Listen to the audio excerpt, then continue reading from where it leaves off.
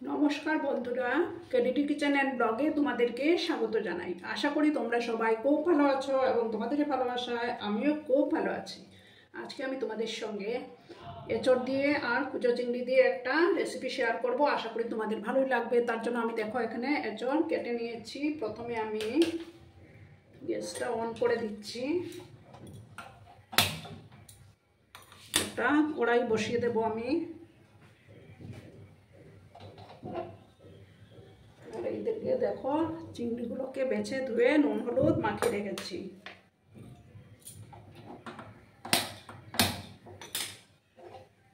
এদিকে গ্যাসে আমি ট্রান্সফার করে নিচ্ছি আর এদিকে একটা প্যান বসিয়ে দিলাম।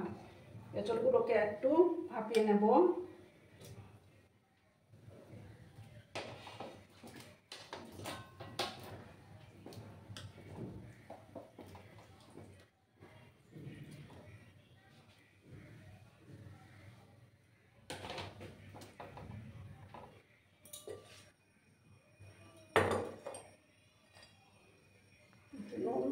নুন দিয়ে দিলাম আমি। এদিকে প্যানটা যখন গরম হয়ে যাবে তখন আমি তেল দিয়ে চিংড়ি মাছগুলোকে ভেজে নেব।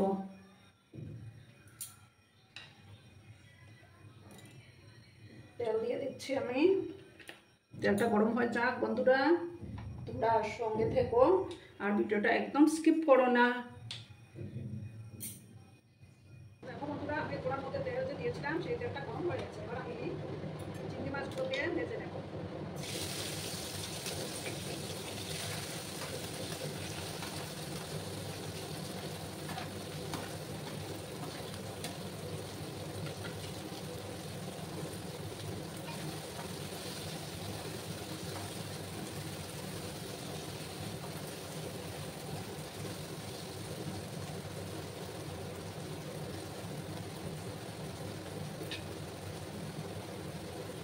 চিংড়ি মাছগুলোকে চিংড়ি মাছ তো তোমরা সবাই জানো বেশি গোড়া করে ভাজতে হয় না।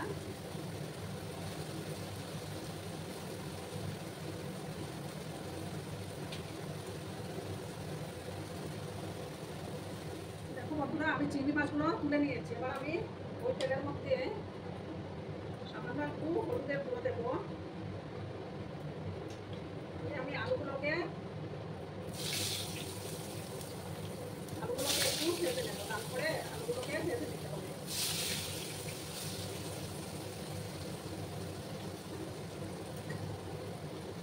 সামান্য একটু লবণও দিয়ে দিচ্ছি আমি। দিয়ে একটু লাল করে আমি ভেজে নেব।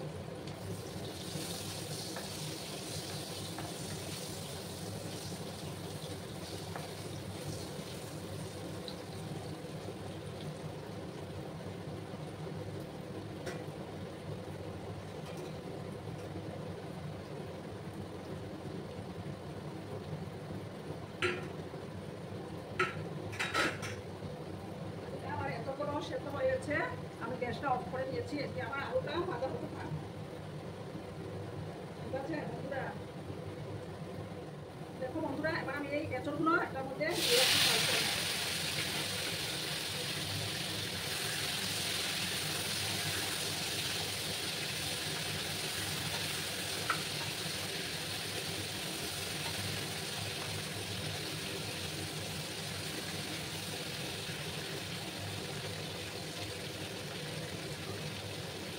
একটু সময় এঁচড়গুলোকেও ভালো করে ফ্রাই করে নিতে হবে।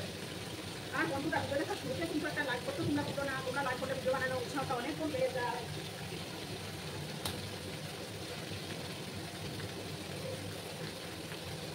আর আমি এদিকে জল বসিয়ে দিলাম, কারণ আমি রান্নাতে গরম জল ইউজ করবো।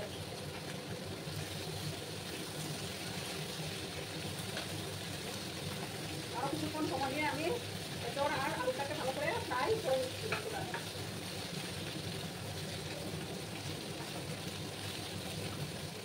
দেখো বন্ধুরা, আমি এঁচড়গুলো আর আলু তুলে নিয়েছি। এবার আমি প্যানের মধ্যে তেল দেবো।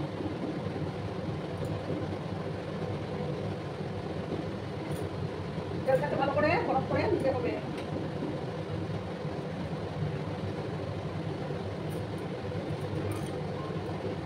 একটা তেজপাতা দিলাম, দুটো শুকনো লঙ্কা দিলাম,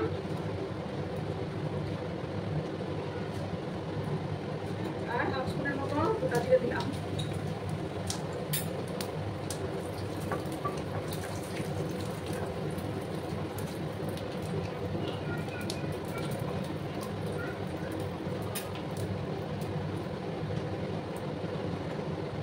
আমি দেখো একটা পেঁয়াজ কেটে রেখেছিলাম, সেই পেঁয়াজ কুচিটা দিয়ে দিলাম।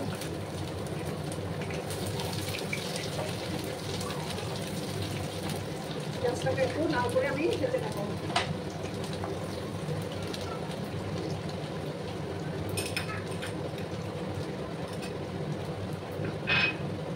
আর এই যে দেখো 1 স্পুনের মতো আদা রসুনের পেস্টটাও দিয়ে দিলাম, দিয়ে ভালো করে কষিয়ে নেব। যতক্ষণ না আদা রসুনের কাঁচা গন্ধটা যাচ্ছে ততক্ষণ অবধি কষিয়ে দিতে হবে।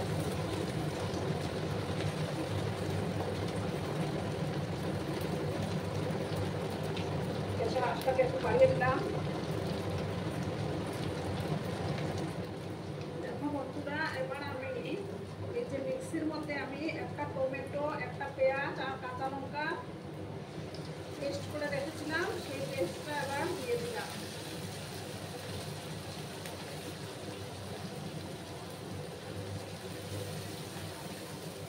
দিয়ে ভালো করে কষাতে হবে। এবার পরিমাণ মতো হলুদের গুঁড়োটা দিয়ে দিচ্ছি, 1 স্পুনের মতো হলুদের গুঁড়োটা দিলাম।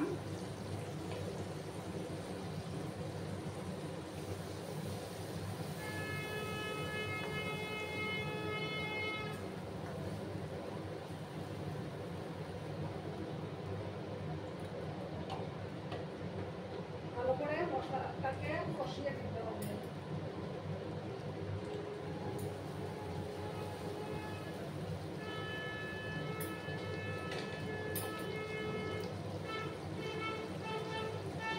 দেখো বন্ধুরা, এবার আমি একে একে মশলাগুলো দিয়ে দেবো। আমার চামচটা ছোট তো, 1 চামচ ধনিয়া গুঁড়ো দিলাম,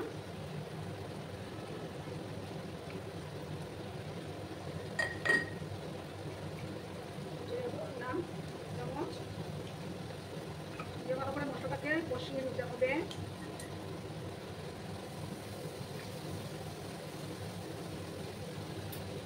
যত বেশি কষাবে ততই রান্নার টেস্টটা বেড়ে যাবে বন্ধুরা। 1 চামচ আমি কাশ্মীরি লঙ্কার গুঁড়ো দিয়ে দিলাম, দিয়ে ভালো করে কষিয়ে নেব। ঠিক আছে বন্ধুরা,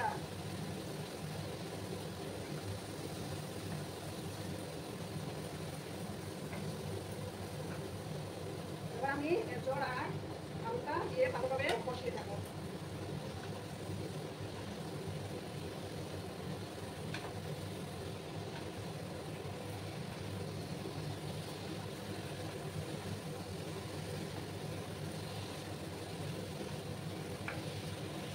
এবার আমি পরিমাণ মতো লবণটাও দিয়ে দেবো।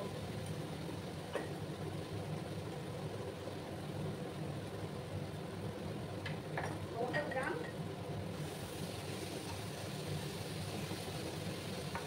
ভালো করে আমি মিক্স করে দিচ্ছি।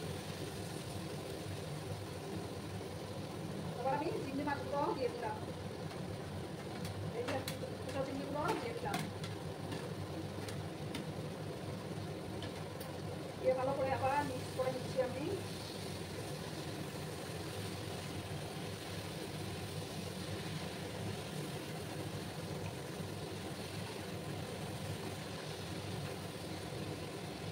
পুরোনো বন্ধুরা তো আমার পাশেই আছো, নতুন যেসব বন্ধুরা আজকে ফার্স্ট টাইম আমার চ্যানেলটিকে ভিজিট করছো তারা অবশ্যই পাশে থাকা বেল আইকনটি প্রেস করে রাখবে, যাতে করে আমার ভিডিও ছাড়ার সাথে সাথে নোটিফিকেশন তোমাদের কাছে পৌঁছে যায়। আরও কিছুক্ষণ সময় নিয়ে আমি এটাকে কষিয়ে নেব। যত বেশি কষাবো ততই টেস্টটা বেড়ে যাবে।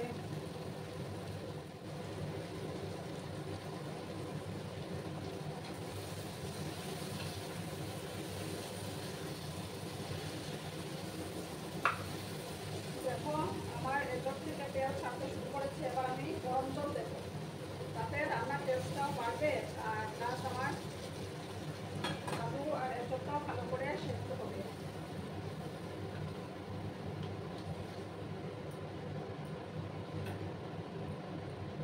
দেখো বন্ধুরা, তরকারির কালারটা খুব সুন্দর আসছে, আর একটু জল দিলাম আমি।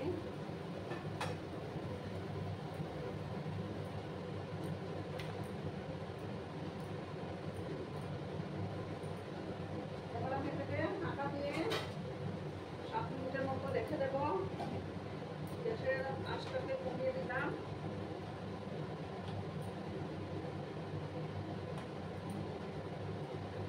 আছে বন্ধুরা, 7 মিনিট পরে আমি ফিরে আসছি। দেখো বন্ধুরা, আমি 7 মিনিট পরে ফিরে আসলাম। দেখো আমার রান্নাটা অলমোস্ট রেডি হয়ে গেছে। এবার আমি এটার মধ্যে এই যে দেখো গরম মশলা বেটে রেখেছিলাম, সেই বাটা গরম মশলা দেব। শিলনোড়াতে বেটে রেখেছিলাম, তাতে টেস্টটা ভালো আসে,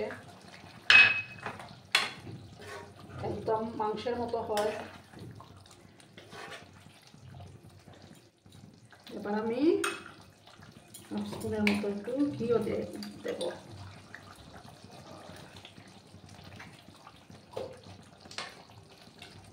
ঠিক আছে বন্ধুরা, এবার আমি গ্যাসটা অফ করে সার্ভ করে তোমাদেরকে দেখাচ্ছি।